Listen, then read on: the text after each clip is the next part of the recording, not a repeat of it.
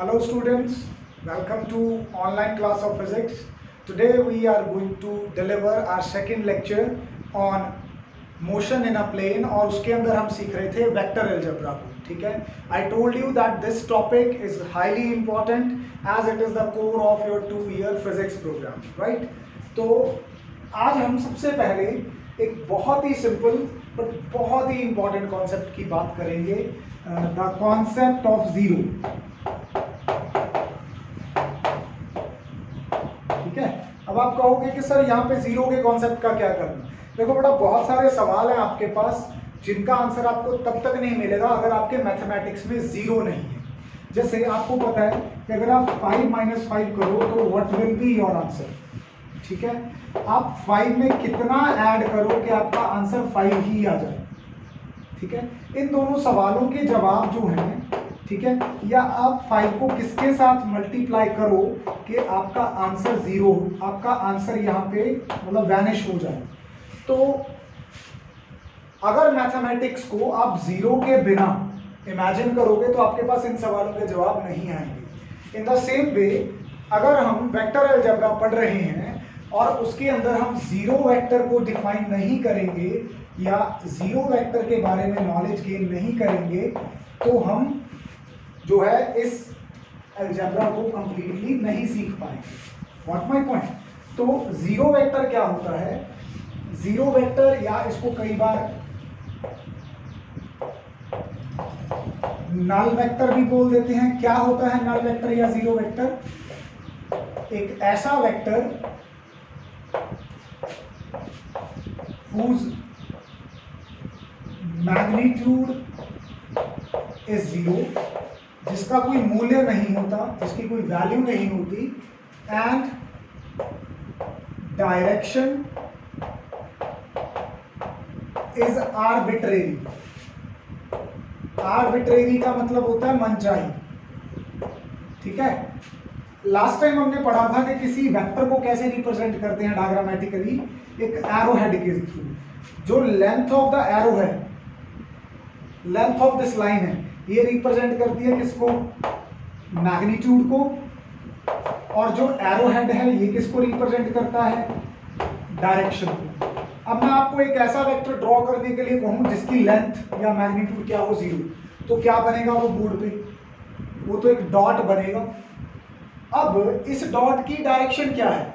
इसको आप किसी भी तरफ ले जाओ, इस तरफ ले जाओ, इस तरफ ले जाओ, इस तरफ ले जाओ, इस तरफ ले जाओ, बाहर को ले जाओ, अंदर को ले जाओ, तो इसकी डायरेक्शन क्या होगी? आर्बिट्रेरी. और इसका मैग्नीट्यूड क्या होता है? Zero. So a zero vector is such a vector whose magnitude is zero and direction जो है इसकी आर्बिट्रेरी है. कैसे रिप्रेजेंट करते हैं इसको? डायग्रामेटिकली तो बता दिया मैंने. सिंबॉलिकली हम कैसे लिखते हैं रिप्रेजेंटेशन इसकी? जीरो के ऊपर क्या डाल देते हैं? वेक्टर डाल देते हैं. राइट. इसकी कुछ प्रॉपर्टीज डिस्कस कर लेना यहाँ पे बहुत जरूरी है. पहली प्रॉपर्टी जो मैं यहाँ आपके साथ डिस्कस करूंगा वो ये है कि जब जीरो वेक्टर को किसी वेक्टर के साथ ऐड किया जाता है तो आपके पास रिजल्ट में सेम वेक्टर आ जाता है. When zero vector is added to some vector, you will get the same result. दूसरा ये है कि अगर किसी कांस्टेंट को, लैम्डा क्या है यहाँ पे? कांस्टेंट को जीरो वेक्टर के साथ मल्टीप्लाई करते हो तो आपके पास आंसर क्या आएगा? जीरो वेक्टर आएगा. थर्ड प्रॉपर्टी ये है कि अगर आप किसी वेक्टर को जिसका कोई ना कोई मैग्नीट्यूड है और डायरेक्शन है, इसको जीरो के साथ मल्टीप्लाई करते हो तो आपके पास जीरो वेक्टर आ जाएगा. ये तीन प्रॉपर्टीज हैं. एक तो यहाँ पे बता दिया मैंने कि एडिटिव आइडेंटिटी के बारे में कि अगर ए वेक्टर में जीरो वेक्टर प्लस करते हैं तो वही रह जाएगा. दूसरा मैंने बताया कि किसी कांस्टेंट को जीरो वेक्टर के साथ मल्टीप्लाई करते हैं तो आंसर भी जीरो वेक्टर आएगा. अगर किसी जीरो को किसी वेक्टर के साथ मल्टीप्लाई करते हैं तो वो जीरो वेक्टर बन जाएगा. ठीक है, इसकी हमारे पास क्या कोई एग्जाम्पल्स हैं? Physical examples? ठीक है, बिल्कुल हैं. मैं अभी बता देता हूं. सपोज करो आप मोशन स्टडी कर रहे हो किसी बॉडी का. ठीक है, जैसे मैं यहाँ पे इस कमरे में मूव कर रहा हूँ तो आपको मेरी पोजीशन लेने के लिए क्या करना होगा? एक कोऑर्डिनेट सिस्टम चाहिए होगा. रूम के उस कॉर्नर को कोऑर्डिनेट सिस्टम मान लो, वो कोने को, नीचे वाले कोने को. तो उस कोने से मेरे पैर तक एक स्ट्रेट लाइन ड्रॉ कर दूं, वो क्या होगा, मेरा पोजीशन वेक्टर होगा विच टेल्स माय पोजीशन। अब मैं जैसे जैसे अपनी पोजीशन बदलता जाऊंगा वो पोजीशन वेक्टर मेरे साथ साथ अपना डायरेक्शन और लेंथ चेंज करता जाएगा, राइट।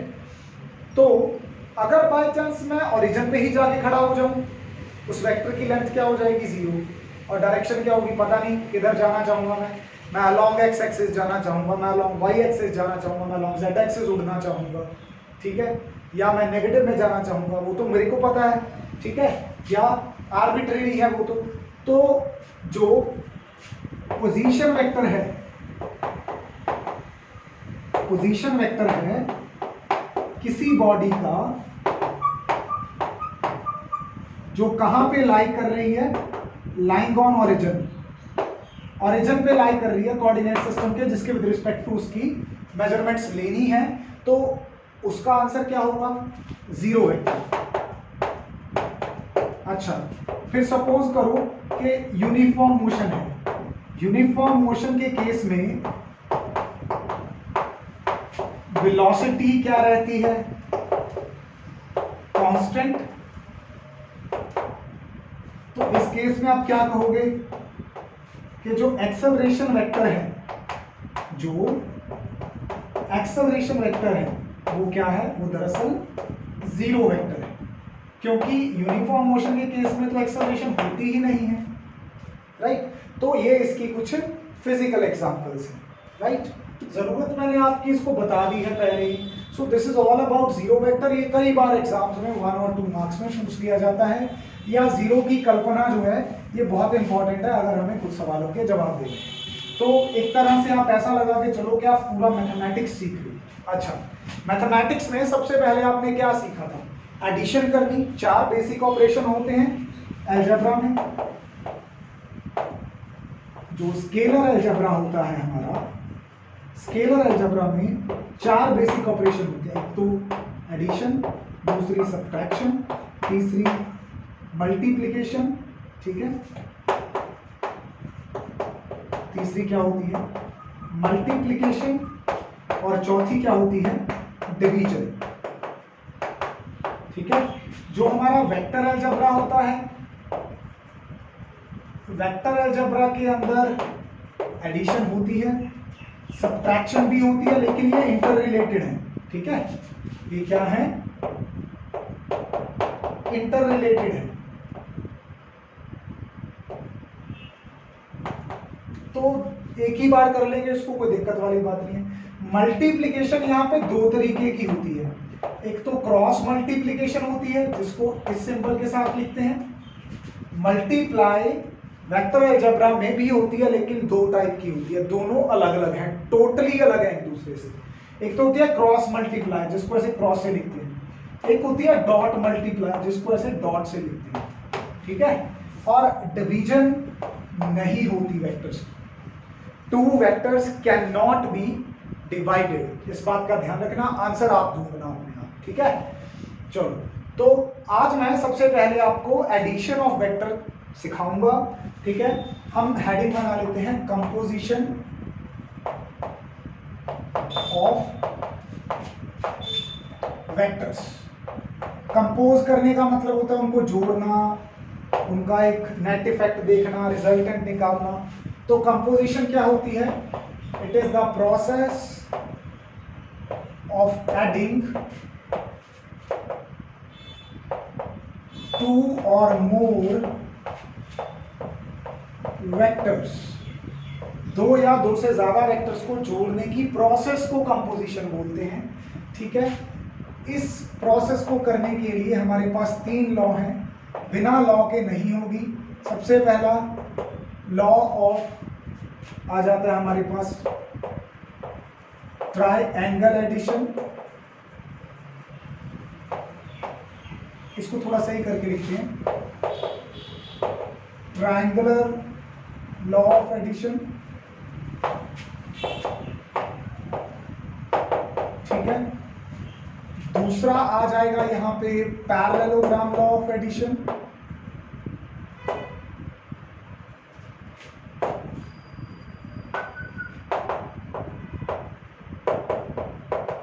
एक तीसरा होता है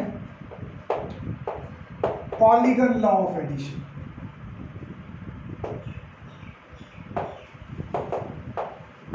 बात समझी? अगर तो आपके पास दो वेक्टर्स हैं, उनको ऐड करना है, तो आप इन दोनों में से कोई लॉ यूज करोगे, या तो ट्राइंगल लॉ या पैरेललोग्राम लॉ। अगर आपके पास मोर देन 2 हैं, तो आप कौन सा लॉ यूज करोगे? Polygon law. ठीक है, बात समझे? तो आज हम सिर्फ किसके ऊपर डिस्कशन करेंगे? आज हम ट्राइंगल लॉ के ऊपर डिस्कशन करेंगे। ठीक है, इसकी डेफिनेशन, इसकी रिप्रेजेंटेशन और इसका ट्रीटमेंट। फिर नेक्स्ट टाइम इसके करेंगे न्यूमेरिकल्स। चलो ध्यान दो, हेडिंग बना लेते हैं। बहुत इंपॉर्टेंट टाइप है,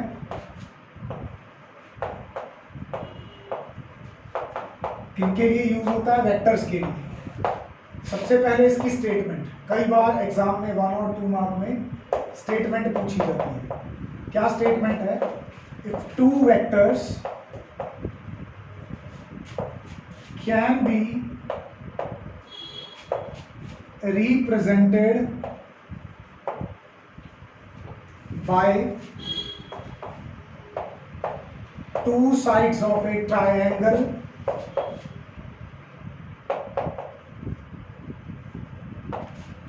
taken in same order, then resultant is given by third side taken in opposite order।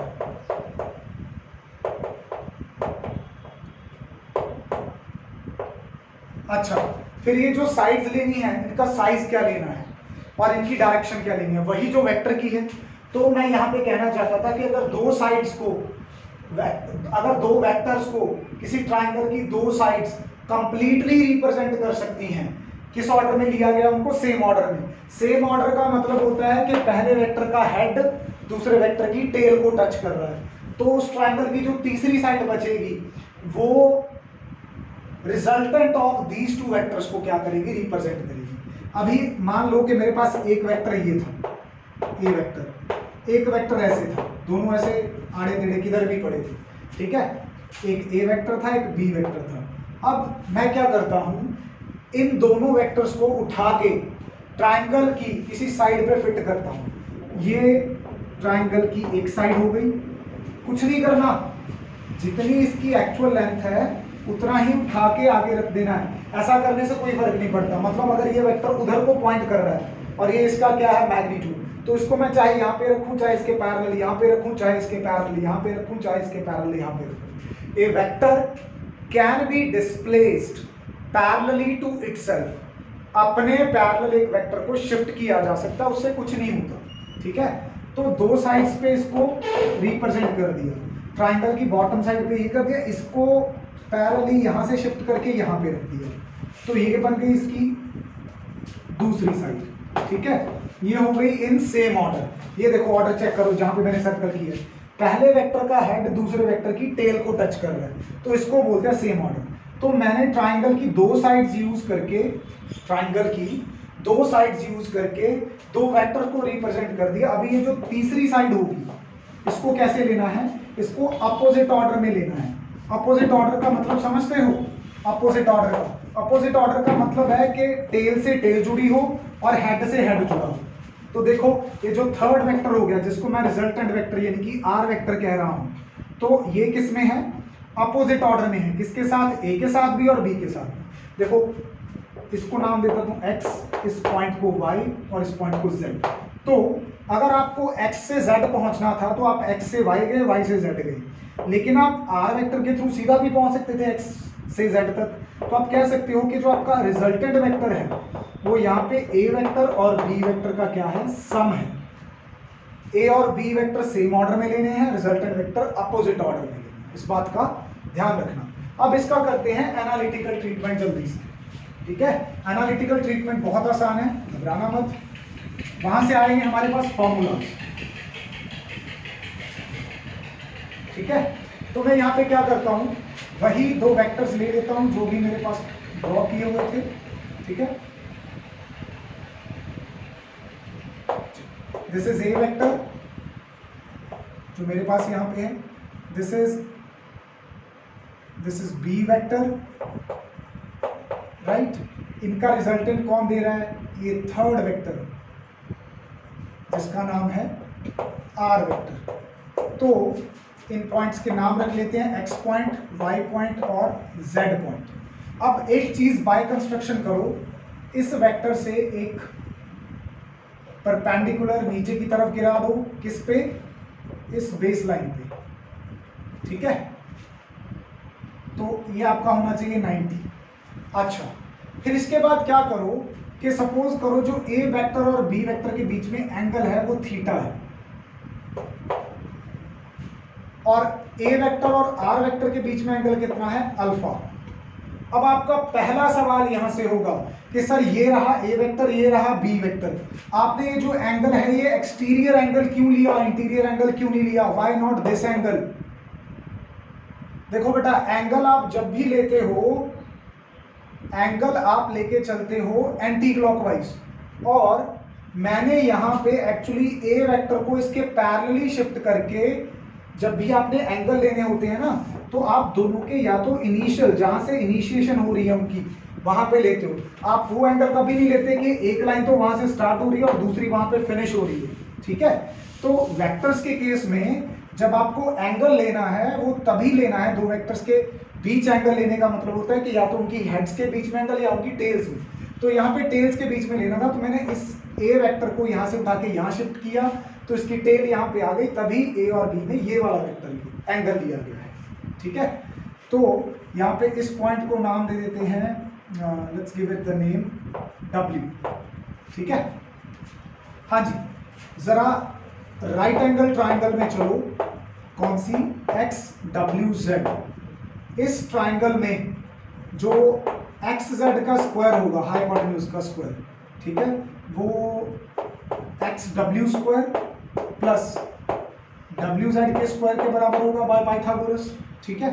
तो XZ क्या है, अपना R वेक्टर है, किसी वेक्टर का स्क्वायर कर दे तो उससे ये वेक्टर वाला नोटेशन हट जाता है, ठीक है, तो R स्क्वायर लिखेंगे। अच्छा, XW वेक्टर, XW वेक्टर को आप तोड़ सकते हो ना, यहाँ पे XY vector plus YW vector, और जो XY वेक्टर होगा इसका मैग्नीट्यूड ले रहे हो तो वो कितना बनेगा, A प्लस बाकी कितना हिस्सा बचा, YW वेक्टर, इसको वैसे लिख दो, स्क्वायर एज सच आ गया। अच्छा, WZ वेक्टर की वैल्यू पता है, नहीं पता। तो ध्यान से देखो, हमें सिर्फ किस चीज की वैल्यू पता थी, हमें XZ की वैल्यू पता थी, R, हमें XY की वैल्यू पता थी, A, ना तो हमें बाकी के हिस्से YW की वैल्यू पता है, ना WZ की पता है। तो हमारा काम क्या होगा, एक तो YW की वैल्यू फाइंड आउट करेंगे, WZ की। तो हम चलते हैं एक छोटी सी राइट एंगल ट्राइंगल में, कौन सी, YWZ में। यहां सबसे पहले आप cos थीटा निकाल लो। cos थीटा होता है base upon hypotenuse, means YW by YZ। अब YW तो आपका अननोन था, वो तो निकालना ही है, YZ की वैल्यू B है, तो आपका यहां से YW आ जाएगा B cos थीटा। इसको आप संभाल लो यहाँ पे, ठीक है। इसी तरह से अगर आप यहाँ पे साइन थीटा अप्लाई करो तो साइन थीटा आएगा आपका परपेंडिकुलर अपॉन हाइपोटेन्यूज। तो वो परपेंडिकुलर कितना है, WZ, ये भी आपको चाहिए था, हाइपोटेन्यूज कितना है, YZ। तो ये WZ तो निकालना ही है, YZ कितना है, B। तो WZ की वैल्यू कितनी आ गई, B साइन थीटा। ये तो सिंपल ट्रिग्नोमेट्री आपने 10th तक बहुत की है। तो ये जो मेरी इक्वेशन 1 थी, इस इक्वेशन 1 के अंदर ये YW की वैल्यू और WZ की वैल्यू सब्स्टिट्यूट करता हूँ, तो क्या आ जाएगा, R square is equal to A plus B cos theta outside whole square plus यहाँ पे क्या आ जाएगा, B साइन थीटा का होल स्क्वायर। इस पे तो लग जाएगी आइडेंटिटी, क्या बन जाएगा A square plus B square. अब बी ये दोनों चीजें हैं तो क्या हो जाएगा B square cos square theta, ठीक है, प्लस 2ab, 2a और ये b सारे का सारा, साथ में क्या आ गया इसका स्क्वायर, ये तो अकेली टर्म है तो b square sine square theta आ गया। अब जरा इस टर्म को और इस टर्म को ध्यान से देखो, दोनों में से बी स्क्वायर कॉमन आ रहा है, ब्रैकेट के अंदर क्या बचेगा cos square theta plus sign square theta. वो ट्रिग्नोमेट्रिक आइडेंटिटी किसके बराबर होती है 1 के, तो आपके पास क्या बचेगा यहाँ पे a square plus B square plus 2ab cos of theta, यहां से आ गया आर स्क्वायर। तो जो आपका वेक्टर था रिजल्टेंट वेक्टर उसका मैग्नीट्यूड तो आ गया a square plus B square plus 2ab cos of theta. यानी कि यहां से ये पता चलता है कि जैसे पाइथागोरस में simply hypotenuse square is equal to base square plus perpendicular square होता था, अगर आपकी ट्राइंगल में यहाँ पे 90 डिग्री नहीं है, कोई आर्बिट्रेरी एंगल है, तो वो एंगल की वजह से रिजल्टेंट की वैल्यू डिफर करेगी और वो इस फॉर्मूला के हिसाब से डिफर करेगी। अब आर तो एक वेक्टर था, आर क्या था एक वेक्टर, वेक्टर के पास दो चीजें होती हैं, कितनी दो, कौन कौन सी, एक तो मैग्नीट्यूड दूसरा डायरेक्शन। तो ये हमने क्या निकाल दिया उसका मैग्नीट्यूड निकाल दिया, अब क्या निकालनी बाकी है डायरेक्शन। तो आपके दिमाग में डायरेक्शन की पिक्चर क्या है, नॉर्थ साउथ ईस्ट वेस्ट होता है सिर्फ, नहीं, एंगल के हिसाब से भी तो हम डायरेक्शन देते हैं, ज्योग्राफी में पढ़ते हो तुम किसी भी जगह के कोऑर्डिनेट्स देते हो तो वो कोऑर्डिनेट्स दरअसल क्या होते हैं, कुछ पर्टिकुलर एंगल्स की वैल्यू होती हैं, डिग्रीज मिनट्स एंड सेकंड्स, तो वो क्या बताते हैं उसकी लोकेशन बताते हैं, जगह, ठीक है। तो यहाँ पे जो डायरेक्शन देंगे हम तो वो कैसे देंगे, इस बड़ी ट्राइंगल में ही एक्स डब्ल्यू जेड में मैं tan अल्फा की वैल्यू निकालूंगा, वो होता है परपेंडिकुलर अपॉन बेस। परपेंडिकुलर कौन है, परपेंडिकुलर है डब्ल्यू जेड और बेस कौन है एक्स डब्ल्यू। अच्छा डब्ल्यू जेड ऐसे ही आ गया, एक्स डब्ल्यू को ध्यान से देखो, इसको X Y plus Y W लिख सकता हूं। डब्ल्यू जेड की वैल्यू कितनी है, अभी निकाली थी हमने B sine theta upon X Y की वैल्यू कितनी है ए। वेक्टर मत लिख देना, पूरी डेरिवेशन में कहीं मैंने किसी चीज के ऊपर वेक्टर नहीं डाला, गलती मत करना ही। और वाई जेड कितना निकाला, वाई डब्ल्यू कितना निकाला था बी कॉस ऑफ थीटा। तो अगर आपको दो वेक्टर्स के बीच में एंगल पता है तो आपका रिजल्टेंट आपके ए वेक्टर के साथ, ध्यान रखना किस वेक्टर के साथ, ए वेक्टर के साथ कितना एंगल बनाएगा वो आप इस फॉर्मूला से निकाल सकते हो, यानी कि यहां से आ जाएगी direction. So this was all about today's lecture. कल मैं इस ट्राइंगल लॉ को यूज करके नहीं, पहले हम करेंगे पैरेललोग्राम लॉ, उसके बाद इन दोनों के कुछ न्यूमेरिकल्स करेंगे, right. This is all for today, thank you.